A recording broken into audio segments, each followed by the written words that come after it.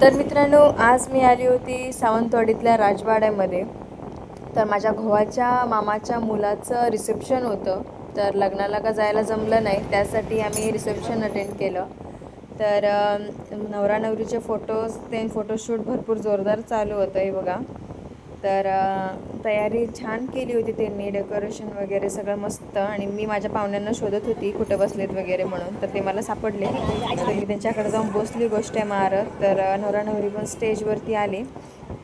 बस त्यांचं बघून बघून फोटोशूट मला बोर होत होतं. म्हटलं पटकन जाऊया आणि प्रेझेंट जे आणले ते देऊन येऊया.